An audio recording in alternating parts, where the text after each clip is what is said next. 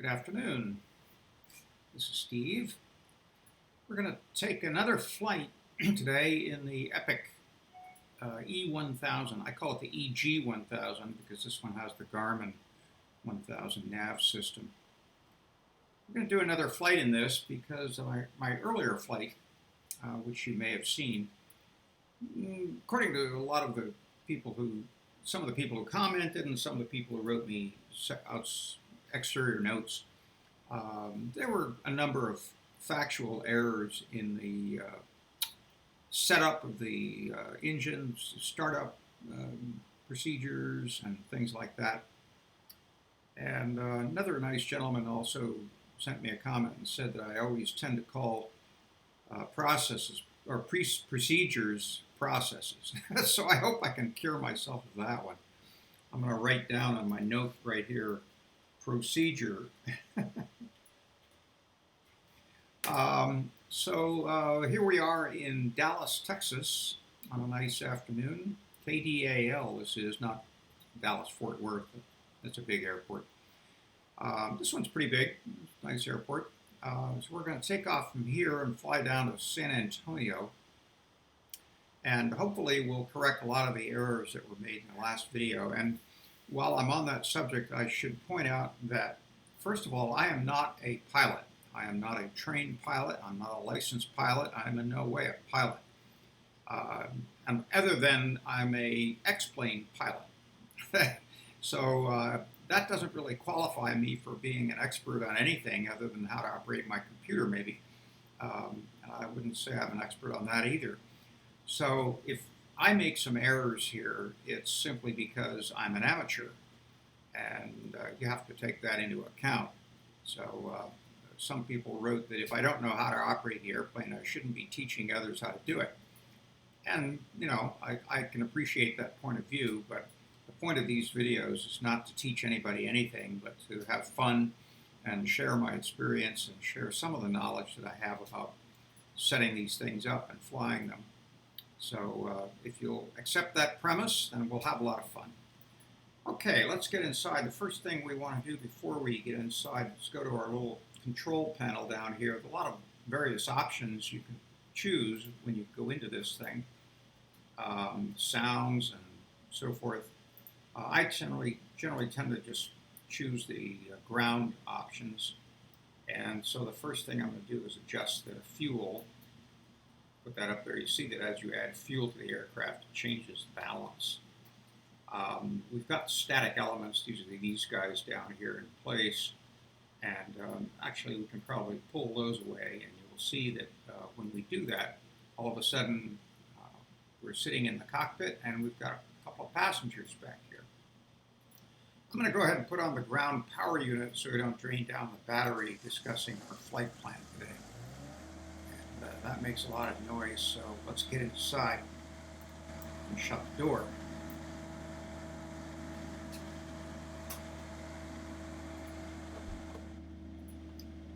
And actually what I'm going to do here is just lower the volume one more notch down to there. Maybe that'll help out during the video. Okay, so we go up here and got the ground power on, so I'm going to go ahead and turn on the batteries and the avionics, get those screens up and running. Now I had a route in here, I'm probably going to just wipe that out. Yeah, so we'll go to menu and scroll here down to delete flight plan. That leaves us with KDAL. If I tap that, it selects it. Scroll down one notch, and then I can enter KSAT by opening up this little entry window. And then with this particular model of the G1000, I can enter these things with a keyboard, which is very nice. So K, use my right arrow to move the cursor over to the next spot. SAT, San Antonio. Come over here and enter it. All right, so then we can go to procedures. Procedures. First thing I'll do is select departure. And I'll show you on Sky Vector our route today. Here we are in KDAL Love Field. We're going to use a Venus 2 departure, which goes over to Maverick, and then down this line right here to Jen Glen Rose, Windu, and Centex CWK. And then, actually, we're not even going to go that far. We're going to go to, well, we are going to go that far, but we're going to do it a different way. We're going to go to Windu and then pick up the Marks 1 arrival for San Antonio. So we're going to be going from Windu, which is up here, down to Gooch Springs. No, I'm sorry, it's not Gooch Springs, it's Bleewee. From Bleewee on down to Centex, to, not Stonewall, to, yeah, Marks, and then Braun, and then Troop, and finally to Cross, which is right there. Yeah. Oh, Chris. Yeah, we're going to cross Chris, as it were. And so we'll take a look at these altitudes in a little bit. We've got 4,000 coming out of Maverick, and then up to 8 to Windu, and from Windu we go up to 13 to Bleewee. From Bleewee we go here to Centex, and now we drop to 4,000. We stay that way all the way to our approach into San Antonio, which is ILS runway 13 right. And we're probably going to go to, not Stonewall, but over here to Ryubi. And at Ryubi, I believe the altitude is going to be 4,000.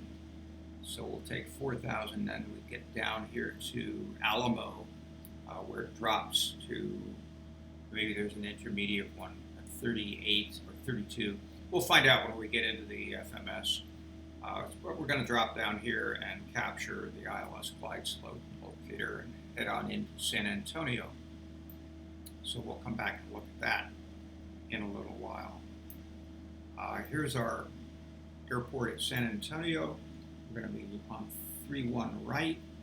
I'm going to come down here and hopefully we'll get a nice short stop and we can take the A taxiway over here to a little private airplane spot, park spot. You could go to the FBO or the General Aviation Customs ramp, but I noticed that there's a lot of private airplanes parked here, so I'm going to try for that one if we can do it. You could always go through D and then backtrack up that way. So we'll see what that looks like when we get to San Antonio. So that's the route today. So we'll select our departure, and that's going to be way down at the bottom of the list. Venus 2 is our departure. Enter that. We're going to be going down to Windu as our transition. Just thinking about that, I'm pretty sure about that. Well, goodness, we need to be that far away, do we? We'll load that. Now we can go back to procedures, select the arrival, and that's going to be Marks 1. And our transition again is going to be Windu. And runway 13 right. We just check that, make sure it's not left. Yeah, 13 right. Okay, so we'll select that, and we'll load it. The last procedure is going to be our approach. Enter that. ILS 13 right. Do that. We'll pick Ryubi as our transition.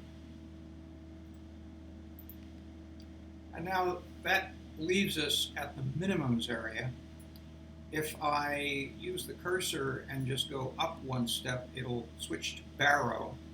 Then if I use this cursor, this dial over here, and go one up. It switches over to that, and now I can come back here and dial this up to 200 feet.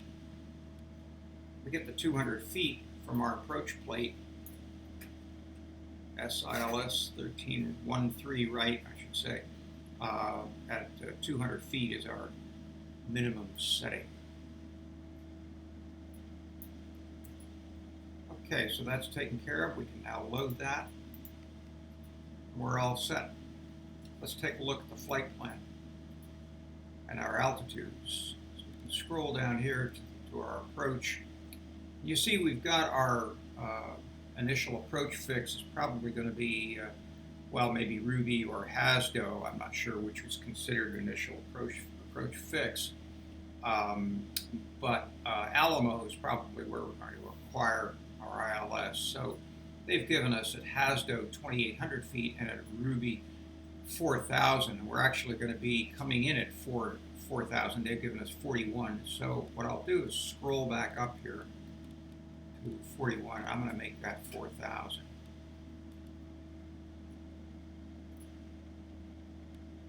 Like so. All right, now continuing backwards, we can go up here to vectors and take that out. I think, there we go, clear and enter, yeah. And looking at this yesterday, there's Chris.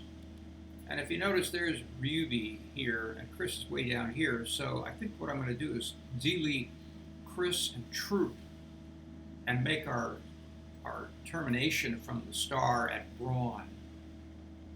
So I'll clear Chris and up once again to wrong way, Troop, and clear that. So now we're transitioning at Braun. You don't see a line going there because it's connecting straight to the airport at KSAT. When we reach Braun, or just slightly before that, we'll go ahead and activate the approach, and then we'll get a line from Braun directly over to Ruby, or from where we are, actually. So we want to check the altitudes for that section of the flight. And if we go up, let's start at the beginning. We're going to be going from KDAL runway 31 to TTT. And at TTT, we have an altitude climb up to Jaspa is what it is. It's not Jen, it's not Glenrose, it's Jaspa. And it should be 4,000 at Jaspa. So I'm going to go ahead and put in 4,000 there.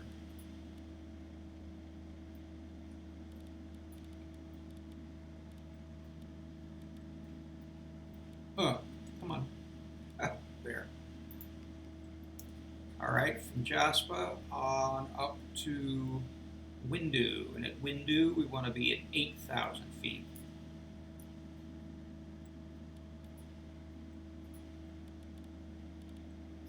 Not 10, 8. At Bliwi, we're now over here on the Marks 1 arrival. We're going from Windu to Bliwi, and the altitude should be 13,000 at Bliwi.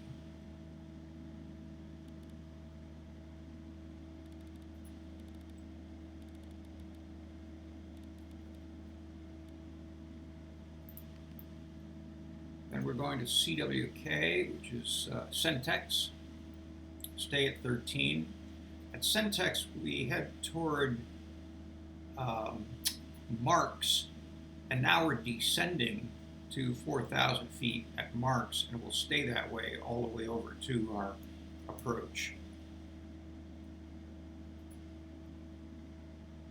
So what we want to do then is go down to Marks and make that 4,000.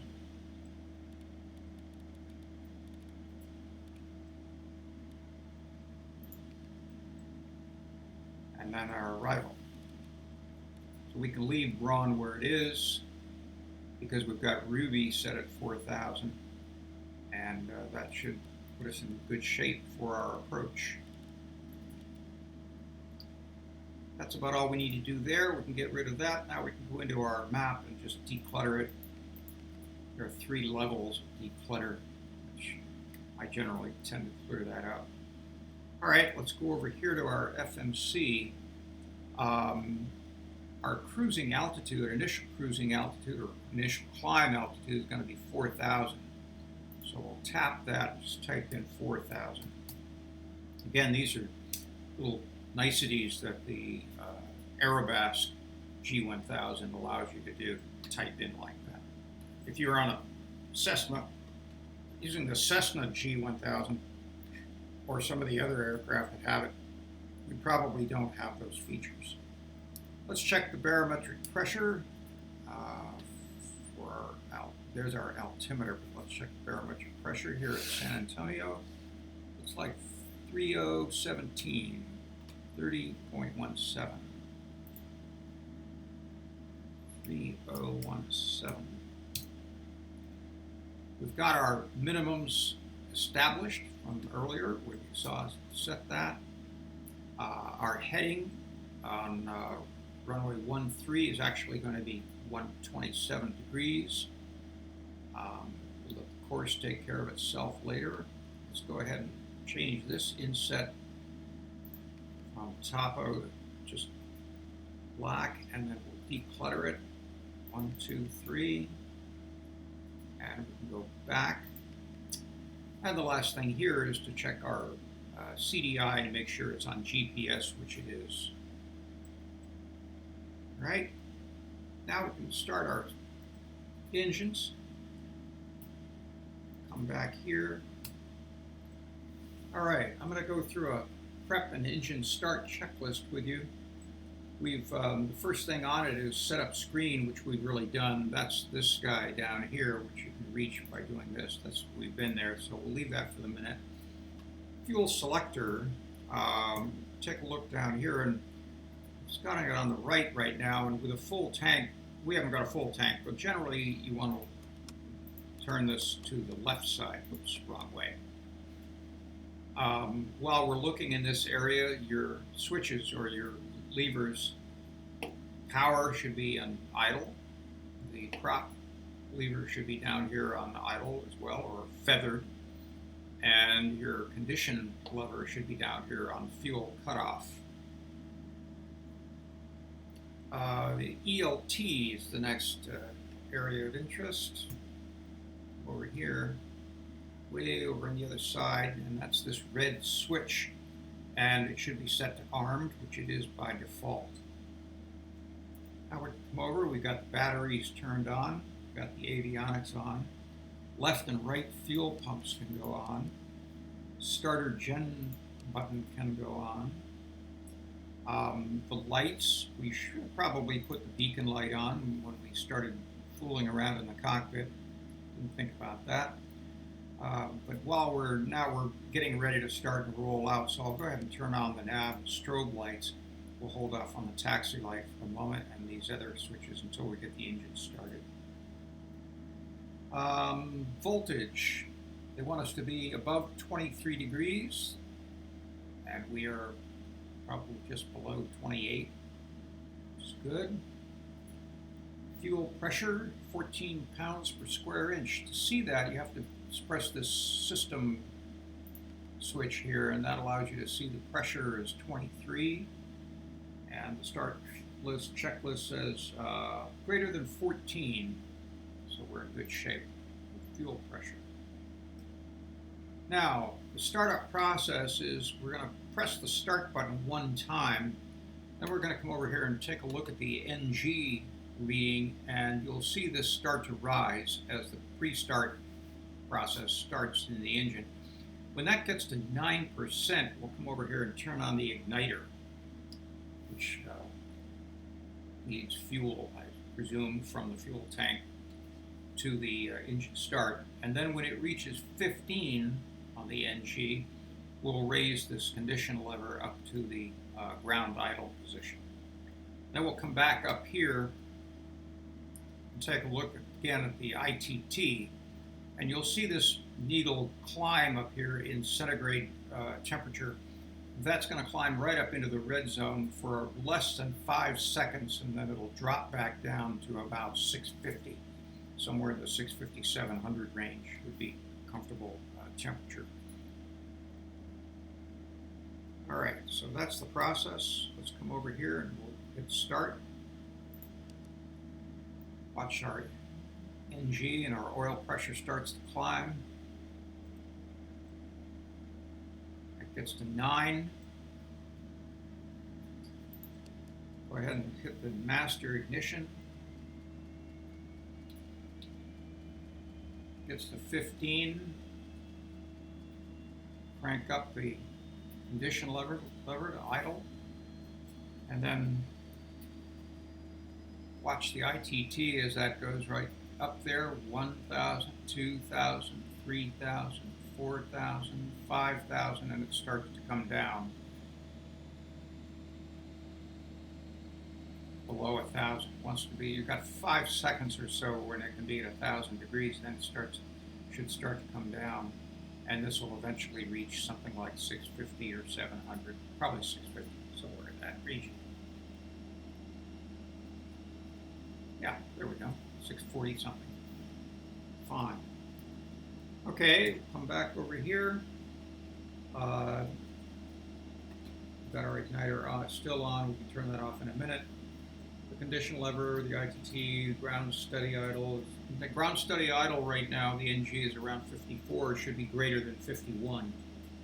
And now we can turn the igniter off. Come over here and turn on the pusher. And then the autopilot switch, the trim switch, and the air pressure. Having done all of that, we can slide over and adjust our environmental controls. Got the air conditioner, we can turn that up just, or the fan, we can turn that up just a little bit, and the air conditioner switch we can put right on about medium. We'll go ahead and turn on the cabin oxygen. Last thing on the checklist is voltage, and it's calling for voltage to be between 27 and 28.4, and looks like we're right at that spot. Oil pressure should be 60 pounds per square inch. That's oil PSI, and we are right there. So that's the initial start process. Take a look outside. You can see the props are spinning, but they're feathered, so we're not really going anywhere on it. Okay. So in order to taxi, what we'll do is you could use the beta position, the reverse prop position, but I find that that's a very slow taxi. It's really used more for when you're nudging the airplane into a park spot. That you can use that. So I will just go ahead and advance the prop pitch to full. You'll hear a change in tone as that takes place. And I'll keep the condition lever at ground idle for the time being, but I'll advance the throttle just slightly, let the park brakes go, and we will then be on our way. Now, before we do that, what we should do is probably come outside here and take that ground power unit away. Over here, we do this from inside the aircraft as well. Just check that guy. He disappears. So the airplane is clear. The next thing we can do is lower our flaps to our takeoff position. And we can check our lights. We want the taxi light on, and we can also add some de-icing. Make sure we don't have an icing situation. This is an ice light that lets you look at the wings, illuminates those at night. So those are the switches you need on for now on a nice clear afternoon like this. Okay. We'll release the park brakes for us to take a look, make sure nobody's around. We've got an airplane next to us, but he's not going anywhere. We're going to be taxiing right over here and taking off on runway 31 right. Or 13 right, I'm sorry. 13. Park brake off.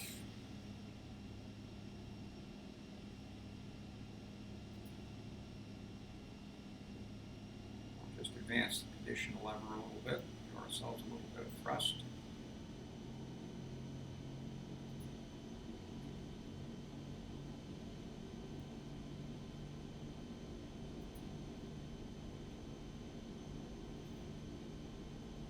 And the sock looks good.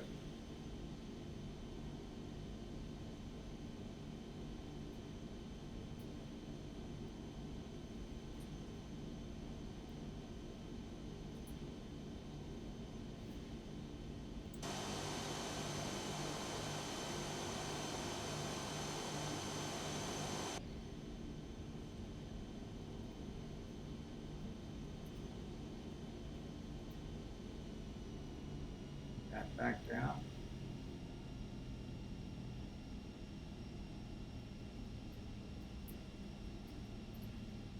We'll pull up here in the apron. 13, right.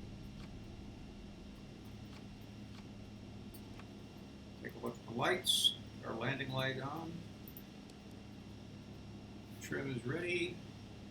Flaps are in takeoff position. Doors are locked. Seems to be set. So what we're going to do is taxi out into the center of the runway, put the park brake on.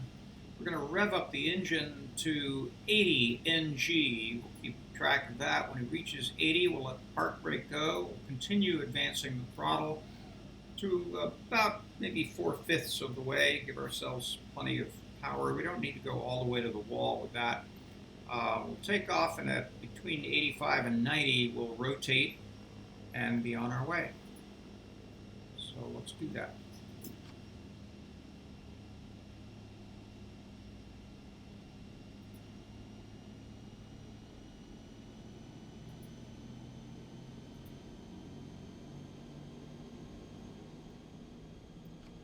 On runway 13, right.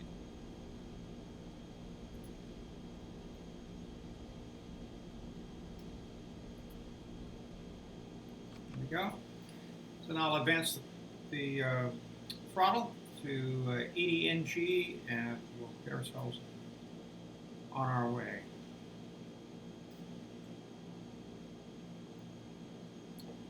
Zoom in a little closer.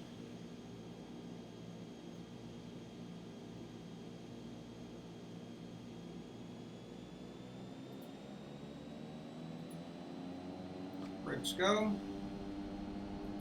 Advance the throttle about 4/5, maybe about 90 torque.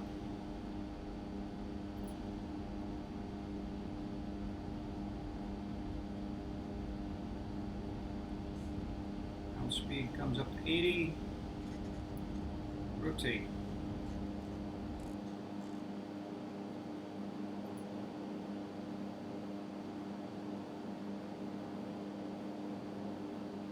Zoom in on this and see our position of the runway. Gear can come up.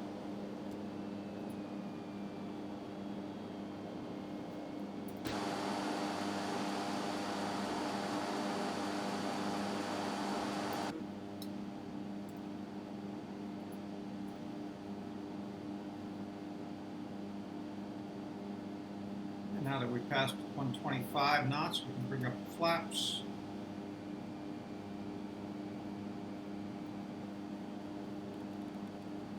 Zoom out a little bit. Now our first waypoint TTT is really almost behind us. So what we can do is change that, change the leg, and advance to the next leg. So first let me just level this out. Down here, turn off the taxi light, leave the landing light on for the time being, and we can turn the igniter off.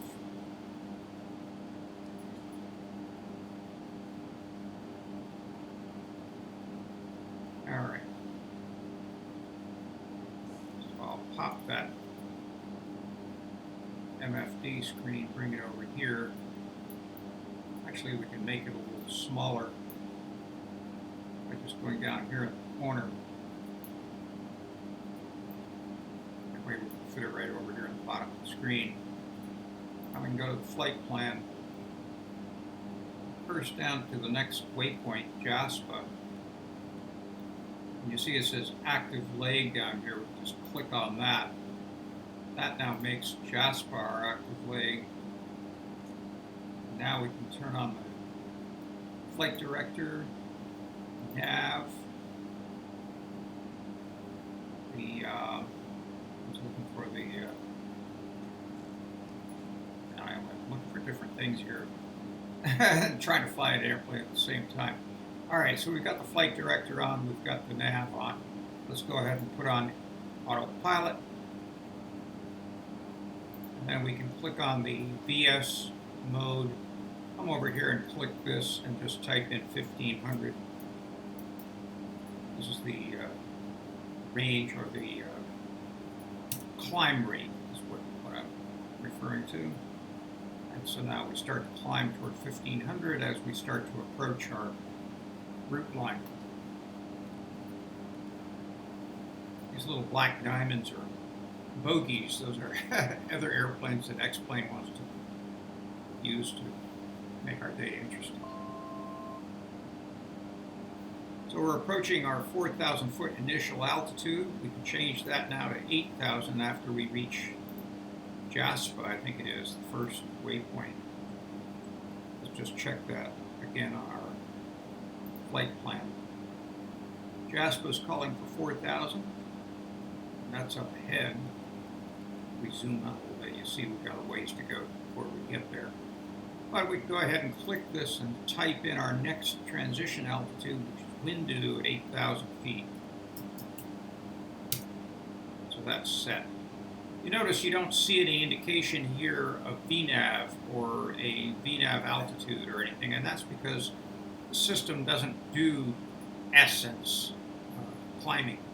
It only does descents. And when I say does them, I mean VNAV is only operative on descent, not ascent, not climbing. So you won't see any red altitude numbers readouts here until we start descending from 13,000 down to 4.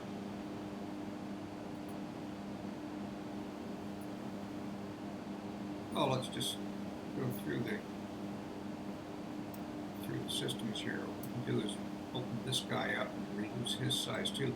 If you want to reduce these things, you have to put your cursor right down here on the corner of the screen and then drag it. And you can, it's proportional, so you just have to drag it in an angled way. You can make it any size you like. Put it there. You can see out the window. Pretty good. I have keys set up to pop to both of those screens. You can actually do it by putting your cursor right here in this position of the screen, up in this nav readout area, either there or here. In this case, you see the cursor change into a little finger touching a button, and that pops it, does it the other way, and the same thing occurs here. It took me a while to find that. It's kind of an obscure feature of this Aerobask system, but it is there.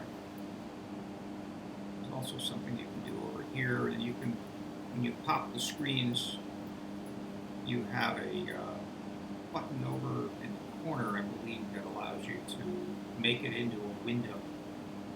Not sure why it's not doing that. Probably something I'm doing wrong. All right, so we're on our way. We're climbing to, well, we've climbed to 4,000. We've got another transition of 8 and then 13, and then we'll start our descent. So that's about it for the time being, folks.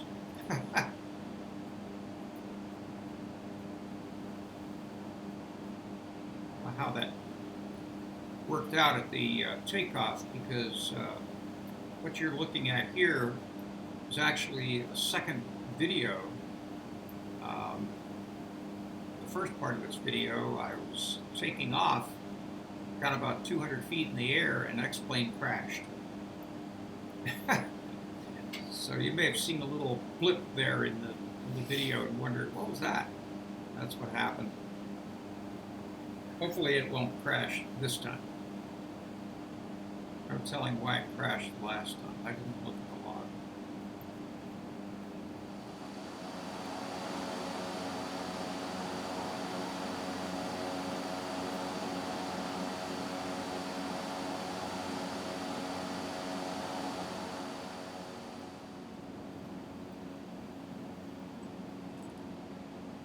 Okay, we've arrived at our 13,000 cruising altitude, about 3.5 miles from Bleewee. And since we passed 10,000 feet, I went down and I turned the landing lights off. Of course, the igniter was off before. And I went ahead and turned the fuel auto select switch on. If you take a look at that auto select switch, it's still on the left side. You can see what our tank looks like by coming up here to the MFD, and you can see down here. Wait. Oh, there it is. Fuel quantity gallons. You can see our left tank is considerably more empty than the right. So I just turned that switch on. I'm not sure when, even if it activates. I think it does. But just as a precaution to keep the ship balanced, I'm going to come back down here and I'm going to turn that lever. Now, that's a tricky wicket, because if you're not careful, you see how that cursor changes direction, left and right? If you have that thing turned like that, you're going to be in deep doo-doo, because what will happen is you will stall your engine and you'll suddenly be flying a very expensive glider. There is a way to fix that. One way, of course, to fix it is to turn this in the right direction, which is to the right. So I will do that now. If you make that error, which I've done a couple of times, here's what you do. Come back up here to the control panel. First, you make sure you're flying in the right direction. You may still be on autopilot, I'm not sure. If you want to turn on the igniter and then hit the start switch, you should be able to restart the engine that way. Now, you may need to turn on the start switch first and then the igniter, depending on what the NG is looking like. Most likely the NG will not have gone down that great a distance, and so your igniter should work fine and get your engine restarted. So that's that. I've had to do it a couple of times and it definitely wakes you up.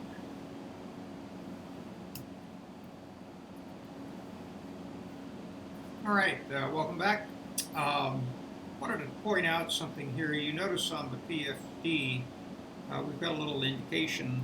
I'll show you a close-up view of that. We've got an indication of a VNAV descent altitude. What we can do is go ahead and dial this number down. You can do it the fast way by just doing this. Oops, wrong number. 4,000. There we go. So we can dial that down. We'll maintain our altitude at 13,000 until our descent begins. And in order to find out when that is, we'll come over here to the flight plan. And you see that we've got a descent profile indicated here, and it's telling us we've got 5 minutes and 42 seconds in order to, before the top of descent, time to top of descent, 5:35. After that passes the 5-minute point, you then may activate VNAV, which I will do by coming over here and tapping that button right there. One thing I was looking for before was yaw damper, and I don't see that on this display. You will see it on the 3D display, the actual panel. So we got 5, 4, 3, 2, 1, 0, 4 minutes, 59 seconds. I'm going to go ahead and tap VNAV, which puts VPath up in this zone. Now, when we reach that top of descent, you should see an indication of your descent over here, and you should see a little V-shaped red indicator for what your descent rate is going to be in feet per minute, and it should correspond with this. Now, we've got this set at an angle of 2.5, which is the default, which gives us a foot per minute descent rate of 1,218. You can always play with that if you scroll down into that area by doing that. You can then go back and forth from that side to this side just by going up and down with your mouse. And you can change that number or that number, and when you do, you'll see the time change. You'll also see any indications on the ND, the map. You'll see that change. If there's a little dot here indicating where your top of descent is, that dot will move as you change those times. I don't see any good reason to change it, so let's just leave that the way it is. Back up here to our point where we are right now. So we've got about 3.5 minutes to top of descent. And let's just scroll back a little bit. Do it that way. So this might be giving us top descent right at our Centex waypoint. The time en route to our waypoint is 3:08, which pretty much corresponds with what this is. So that's going to be our descent point, is the CWK fix. Okay, we've got about a minute to go, and you see we've got a VNAV indicator on the left side of the altitude bug, whatever this display is called, altitude tape, we can call it. Then we've got our little left hand, I call it a caret, sideways V, a pointer, an arrow, indicating 1275 feet per minute.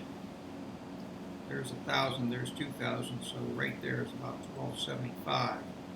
And as we approach the top of descent, 19 seconds to go, you see this arrow starts to come down. And when we reach the top of descent, we should be right there at the midpoint. And there it goes. And you see our descent indicator. So that's the key, is you want to activate VNAV at 5 minutes before your point of descent, your top of descent. If you wait too late, then the VNAV won't activate. That happened to me yesterday. So now we're descending to 4,000 feet, and that's at marks.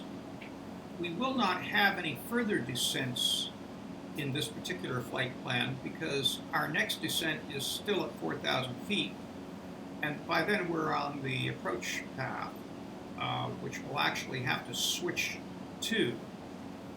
If we had some descent altitudes in here at other fixes, then the system would automatically go through the same process. Since we've activated VNAV once, it is now active, and it would stay active until we deactivate it. So we would reach a transition waypoint, it would level out, we'd have to adjust our speed, which I'm now doing because we're approaching 10,000. We'd have to adjust our speed to make sure that now that we're going flat, you don't lose speed. And you have to do that manually. There's no auto speed on this aircraft.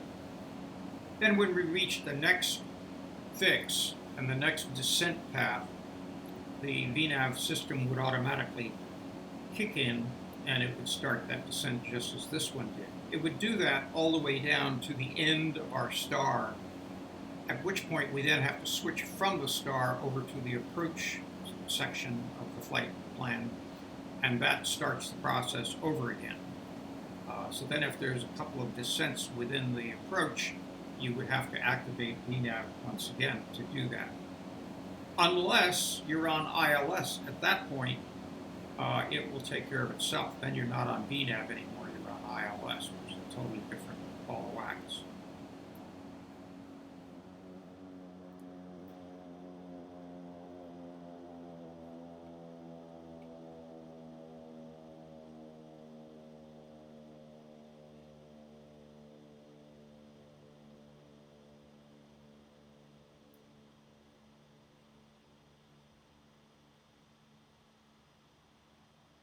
Approaching Braun, says we've got 47 seconds to go. So let's go ahead here and activate that. Activate our approach. Scroll up to that. Enter. Now you see the line is going directly to Ryubi.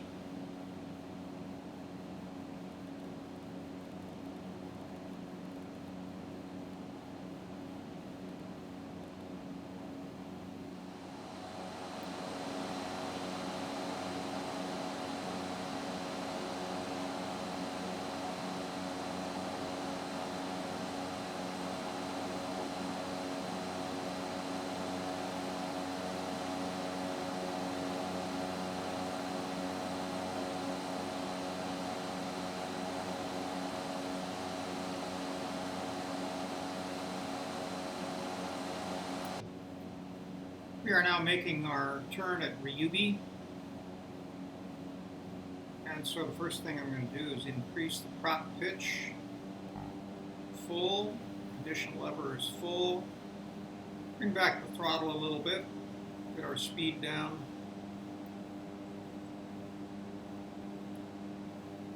When we get to around the 180 range, we can go ahead and bring down one set of flaps.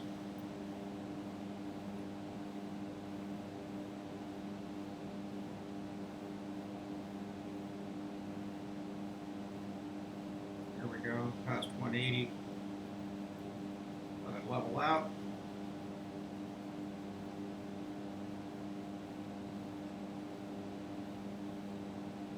Zoom in on this a little bit.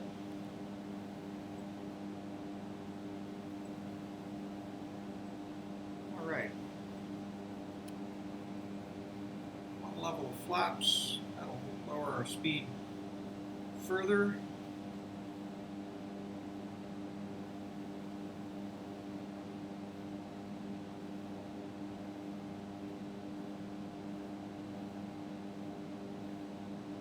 Past 150 or have the runway in sight, we can consider lowering the gear.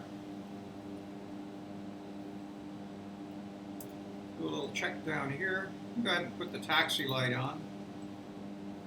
And we can turn on the igniter just to guard against the flame out on landing.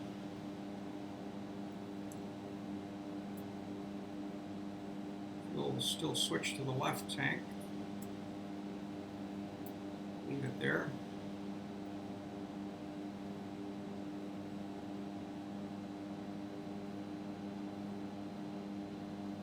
Now we can moderate our speed just with the throttle.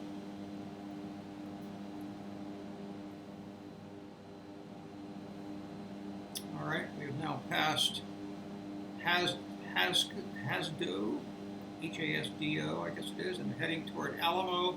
And you see that our CDI is automatically switched to locator, and we have the proper frequency dialed in. And if we look closely at the PFD, you see this diamond coming down. That indicates our glide slope. So we can go ahead and activate approach.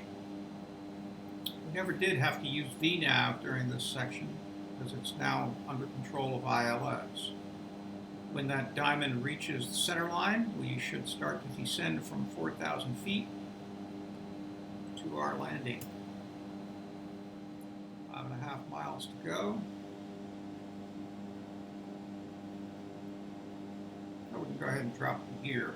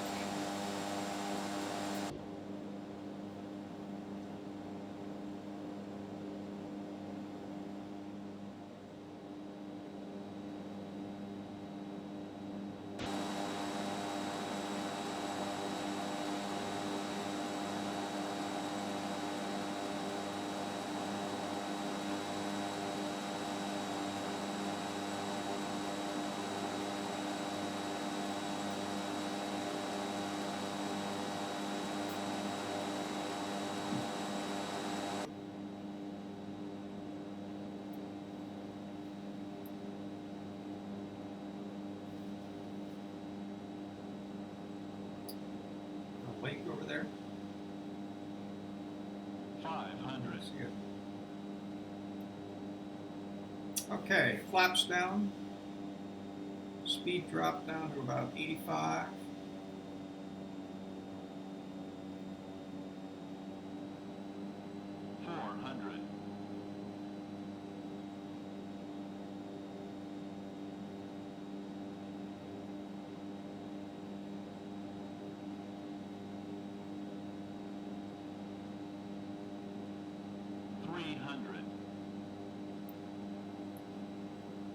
Slight side wind, not much.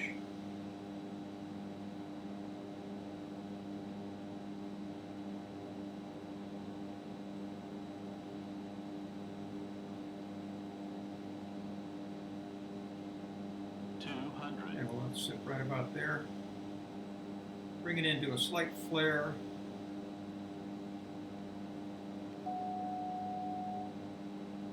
Let the autopilot go.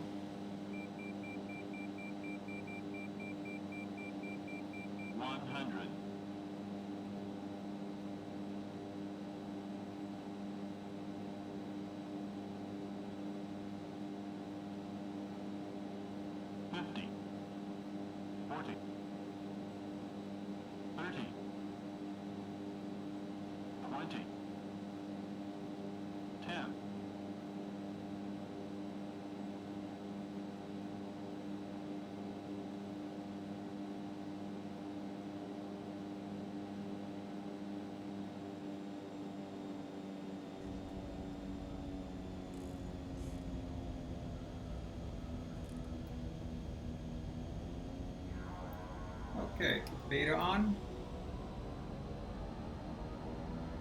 Slow it down.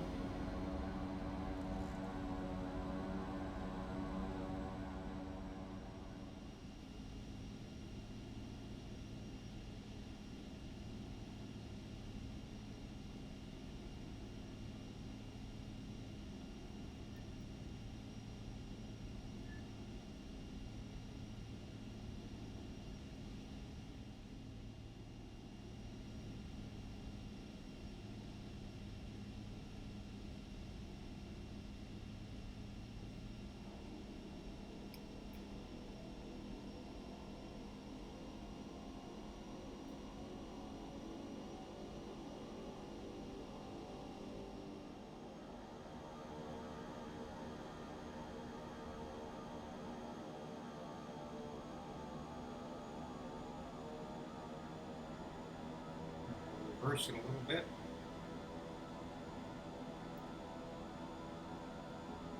Back ourselves up.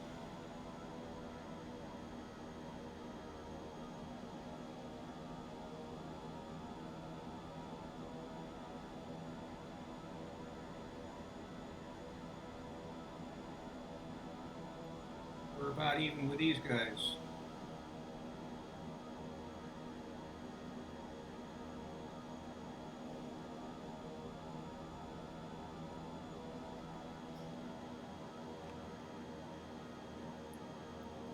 All right, that looks pretty good.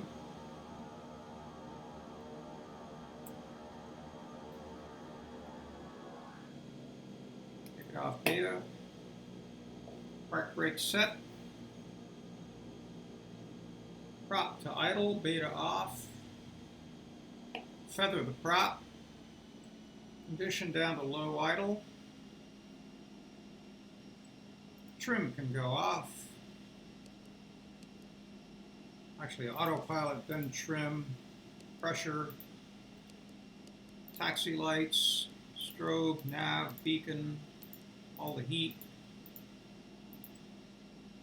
We've got our environment, I think, turned off, or don't we?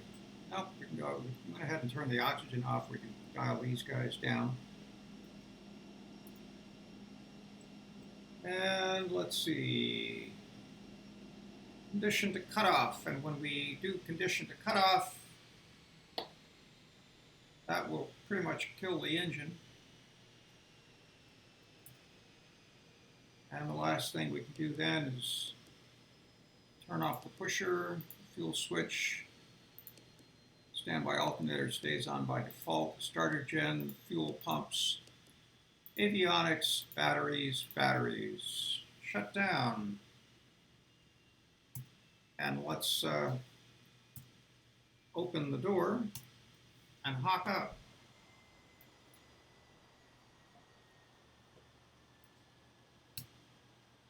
So there we are, parked nicely at KSAT, the afternoon sun, somewhere over there. So thanks for joining me. I hope that was an enjoyable trip for you. It was for me. I felt a little better about all of the details in that one. Didn't make any egregious mistakes, and I don't think I called what I usually call process. I think I got it right this time, but it's a procedure. And that was a fun trip. So thanks for joining me. I'll keep this up along with the other one, and maybe eventually I'll just erase the other video that I did and replace it with this one. So we'll do another one soon. And have a good day.